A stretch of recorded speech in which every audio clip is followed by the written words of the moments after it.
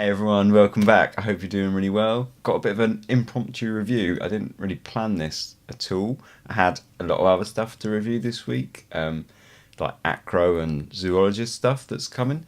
But I tossed this perfume on today and I really liked it, really enjoyed wearing it, and I thought, hey, it's time this got a proper review. So today we're going to be doing a little review of Jardin Sur Le Nil by Hermès.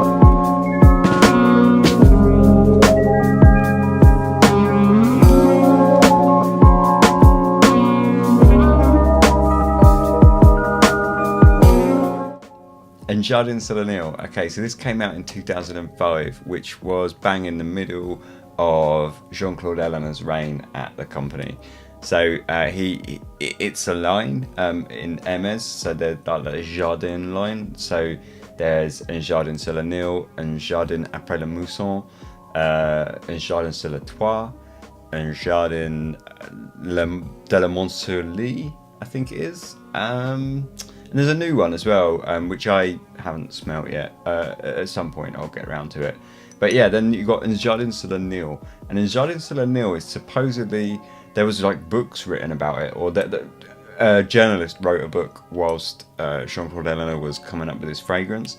I haven't read it, unfortunately. I would really like to read it. I will like 100% read it before I die. But apparently it's supposed to be, well, Un Jardin Sur Le Nil is a garden by the Nile, I think it is. So supposedly you got that kind of Near Eastern influence there, and rivers, I guess. Technically, the note listing. So the actual note listing that Hermès says is green mango, lotus, incense, and calamus and sycamore wood. That's what they say. Fragrantica is a little bit different, and they give it carrot in the top, grapefruit in the top, tomato leaf, and mango. In the middle, we've got mandarin, peony, bulrush, hyacinth, and lotus. And in the base, labdanum, iris, cinnamon, musk, and incense. So let's give it a bosh. So I wore it today, and I basically hammered. Well, I didn't hammer it, but I got it last summer and I wore it a fair bit. I had a 50ml bottle first, and I just sold that on and bought 100ml because I knew I was going to cane it. But that was towards the end of the summer, and I haven't worn it since. And then today it was just like, I don't know, I just felt like throwing it on, and I thought, I remember really enjoying that. I've been kind of looking forward to wearing that since the weather's kind of picked up a little bit. So I thought, yeah, I'm going to wear it. And I just really enjoyed it. And it was a little different to how I remembered it as well. So yeah, I'll give it a spray and we'll talk about what it smells like. Now there's some of those top notes. They're pretty interesting. So you've got carrot in the top apparently, and tomato leaf. Now I'm going to be honest, I don't get a lot of that. And I don't know if it's just because I can't really pick them or something. But to me, well, we'll sort of go into it. So straight away, I get the grapefruit, and it's quite big, and the mango. And for me, they're the two sort of huge big parts of this opening. Is like you got a quite citric grapefruit, and then the mango, which gives it that kind of plasticky feel that mangoes have. That kind of sort of ripe, plasticky, fruity kind of smell. It's quite unique. To mangoes. I don't know if anyone else sort of feels they have that plasticky feel, or if that's just my interpretation of it, but it's quite a unique mango thing. And what I will say is, like, it's definitely the fruit, the kind of flesh. It's not like the kind of rinds or anything like that. And I'll tell you what it reminds me a little bit of. It reminds me just a touch of Liaison Dangereuse, or whatever it is, by Killian. In that the fruit is really overripe to me. It smells like really almost like ripe. The fruit is so ripe that it's almost on the turn, But it's really nice. It's really juicy. The grapefruit is quite really quite stunning. In that it's quite citrus and revitalizing. It's quite it's a real kind of opens all your nasal passages or whatever. It's a real kind of like peppy, bright kind of citrus. In terms of the tomato leaf and the carrot, I'm not sure. To me, I get something quite a little bit green in there, and I get what a sort of overriding of this is. I get something very watery. So I get this kind of obviously you got the citrus and the mango, like I mentioned, but then you're kind of getting this kind of watery kind of green vibe. I don't know if that's the carrot or the tomato leaf. It doesn't sound like either of those to me, but that's what I get with this as well. I think the lotus is helping with that watery kind of thing. I have some lotus fragrance oil up here actually. Yeah, so I've got some lotus flower fragrance oil, which is it has this kind of ever so slight watery kind of vibe to it. I guess that's an interpretation. I'm not really sure, but I'm not sure if that wateriness sort of comes from that. But it surrounds this fragrance for the life of it, and it's the part of the fragrance that I really, really like, actually. And that wateriness, it's going to stick around. And for me, it feels like it gives I'm not going to say it smells like it, but it gives the impression of like rainwater to me. Like I feel like this is almost like the fragrance, all the ingredients in the fragrance have been left out in a kind of summer rainstorm, and the rain's covered it, and then you kind of take it and smell it, and that's what I feel like you would get. And I appreciate that's quite an abstract kind of interpretation, but that's how I feel about it. And I do feel like this fragrance, if anything, I mean, I'll get back more to the smell of it, but it's for me, this fragrance is really more about a feeling.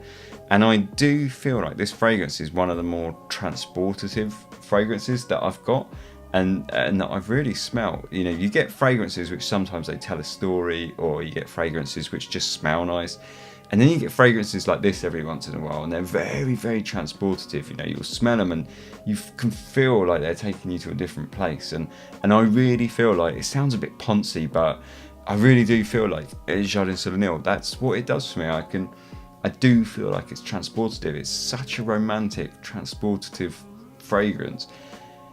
Which sounds weird, because all it really is at the moment is a load of fruit with a kind of watery vibe, but already, so however long I've been talking, which is like probably like 3 or 4 minutes, now we're starting to get some of those like kind of florals in the mid coming out, a bit of the peony. It's quite strong, and obviously that lotus, and to me, bulrush. I'm not going to pretend to know what a bulrush smells like. I assume it kind of should be a kind of grassy kind of woodiness. I'm not really sure about that. Maybe that is there, but I'm not convinced. Mostly I feel like now we're starting to get this kind of peony and lotus flower just sort of peak up. Sort of out of the sort of, because obviously that first opening is quite strong with the citruses and the fruits, so they overwhelm the florals at first for a little while, and then the florals are just peaking like up now out of the kind of underbelly of the fruit, I guess. And they're just kind of adding a little touch of sweetness to the whole thing, because obviously the fruit's sweet, but in a different sort of way, right? The florals give it a kind of fresh sweetness, whereas the fruit is more of a kind of sugary sweetness if it was going to be sweet. But the fruit in this, like I say, it's very ripe, which sort of starts turning bitter, right? So fruit, when it starts getting to that overripe stage, it starts turning just a touch bitter, and then the florals come up underneath this to kind of give it that kind of sweetness, just to take off that bitter edge. And mango is a little bit like, it's a touch bitter anyway, but yeah, it's sort of coming up underneath with those florals, and they take away that bitter edge and just round it out and make it kind of, the sweetness is enough. And for me, that's kind of what this fragrance is going to do for quite a big part of its life now. Is the fruity bit will be the majority, and the peony and the lotus, and to a lesser extent the iris, is gonna kind of peak up, and then after about an hour, it kind of flips itself. So the florals come up way more and the fruit starts going way down. But it's quite, like I say, it is almost like a flip. You know, it's just like a 180 degree sort of. So that the two kind of facets just swap places. But it's really nice, and I do really appreciate it. After that, really, it's going to be quite basic in the sense like the musk comes out just a very small touch. It's quite clean, but it's there, and you get, if to be honest, you have to really bury your nose for this, but you get a touch of incense, but you do really need to kind of bury your nose in it. I'm not really picking it up yet, but you get it on the dry down, and you have to, but to get it, you have to. I don't think if you're walking down the street, people are not going to pick it up in your kind of scent or like scent bubble or anything. They're not. It's not a particularly strong incensey fragrance. People more like, if you get your nose in it, you can pick up just a touch of incense. And probably if I was going to have like a big or any sort of harsh criticism, if I was to be kind of overly harsh, I would say that I would prefer it if the incense was maybe a little stronger. But at the same time, then you wonder, if that incense was stronger, would it kind of ruin the balance of the freshness? Because this is a real fresh fragrance. This is a sort of fragrance, but that kind of, it's very uplifting and it's very sort of fresh. So, you know, if all of a sudden you start bogging that down with too much incense, maybe that would kind of drag it down a little bit. So I don't know. You know, I wish that I could catch a bit more of that incense, but at the end of the day, I'm not sure how well it would kind of change the balance. But overall, it's a really nice fragrance. Do I think it's kind of masculine or feminine? It's an interesting one. You know, I feel like it's probably leans feminine, but I think it's unisex. I don't feel uncomfortable. I mean, I don't feel uncomfortable anyway, but I don't feel like you would feel uncomfortable unless you were only into like kind of hyper masculine scents. I don't think you'd feel uncomfortable wearing this. It doesn't particularly have any very masculine facets, but at the same time, you know, it's really just a kind of fruity, slightly woody little touch of musk with some florals. That's not overly feminine. There's nothing overly feminine. It's that the peony, you would say, is probably the most feminine thing going in it, but it's not. The peony in this is not, none of the florals, full stop, are not kind of punch you in the face florals. I feel like the florals in this, the way they work, is almost like you've got that fruitiness and that kind of freshness and that kind of feel of the rainwater over everything, and then the florals just kind of dance in and out of the fragrance in between, like they ebb and flow, and you catch them, and sometimes you'll catch in the air, and really you're getting the kind of the fruit, and then every now and again you'll get that sweetness of the peony. So I don't feel like, you know, you don't feel like you're wearing like a big feminine floral when you're wearing it. So I do think it's unisex, but I think it leans feminine. In terms of when and where, like you could wear this, I mean, I haven't worn it since last summer, and you know, spring, summer, I think is the right sort of time to really kind of nail it. But in terms of like wear, I don't think it's offensive at all. I think you could wear it to anything. I think it's really versatile. Maybe I wouldn't like super dress it up, because it is quite a fun fragrance. It's quite it's got a bit of cheek to it. So I'm not sure if it would kind of black tie. I probably would like sort of anything that I had to wear any colour tie to. In fact, I probably wouldn't wear this because I've got others that would do the job better. But you know, anything sort of like smart cash and down, I think you nails it. And you know, I think you could dress it up, and I don't think anyone would be upset. Oh, it's just great, actually. It's just catching it there. It's just fantastic. But yeah, I don't think if you dressed it up, anyone would be upset. But personally, I would say kind of smart cash and down, just because it is purely like kind of a bit of a cheeky fun fragrance, and I quite like that. It's quite peppy, it's quite bright, it's quite fun.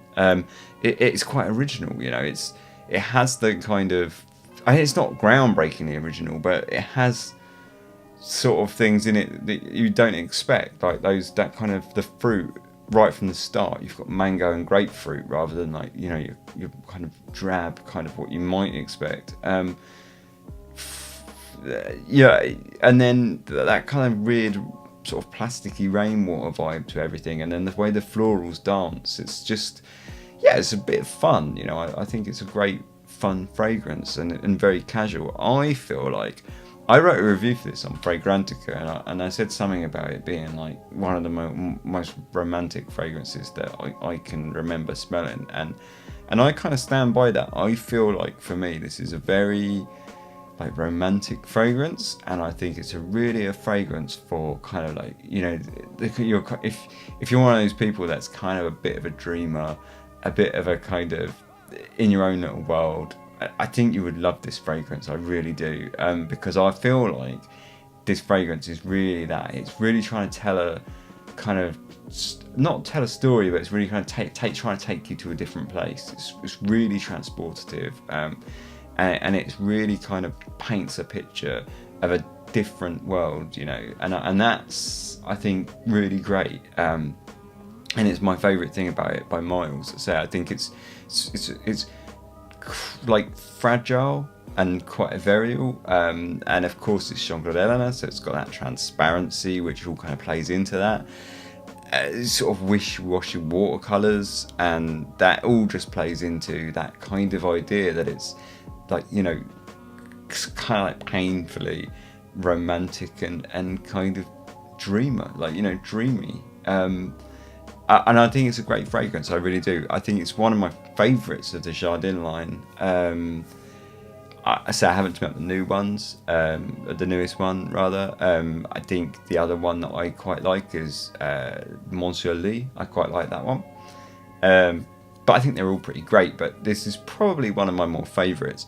And I put it in my aquatic list as well. And I would say it feels like an aquatic. It's got that kind of watery vibe. But again, it's an unusual aquatic. So if you're looking for an aquatic but you don't want your standard aquatic fare, I think this is worth checking out. And honestly, I think it's worth checking out by anyone. But I think if you like fruity florals, definitely worth checking out. If you're interested in looking for an aquatic for this summer that is not your standard aquatic, I think it's worth checking out. Generally, I think it's worth checking out though. And you know, Hermès is kind of like the more high end of designers in terms of price, but I think you can pick these up relatively not too bad. I noticed that you could buy most of the 100ml bottles on eBay these days for about £45-ish roughly. So, you know, that's pretty good. If you go to the boutique, I think they're closer to about 80. But I think you can pick them up at pretty decent prices these days. So, you know, if you can get it sort of discounted on eBay for like 50, 45, I think, you know, it's definitely worth picking up. And you could get a 50ml and probably be saving yourself even more money. But otherwise, I think it's a cracking fragrance. Would I buy this again, like when this runs out? Absolutely. I really feel like this is one of those fragrances where now I've owned it, I kind of, and I don't wear it a lot, but I wouldn't want to not have it. And I think that says a lot, really. You know, it has its own place, and I enjoy having it, like owning it and being able to have it, like wear it if I want. So yeah, I think that says a lot, actually. That's pretty much my thoughts, I guess, on Jardin Sur Le Nil. Great fragrance, really beautiful, very ethereal, fragile, and intensely romantic and transportative. Let me know in the comments if you feel any different or the same, or if you have any experience with any of the other Jardin as well, chuck them in. If you have any experience with the newest Jardin, let me know, because I've heard kind of mixed things about it. I've heard it's the first one of the Jardin line that's not made by Jean Claude Ellena, so that would be interesting. But yeah, let me know. Cheers. Thanks for watching. Like, don't like, subscribe, don't subscribe, whatever you like. Cheers. Thanks.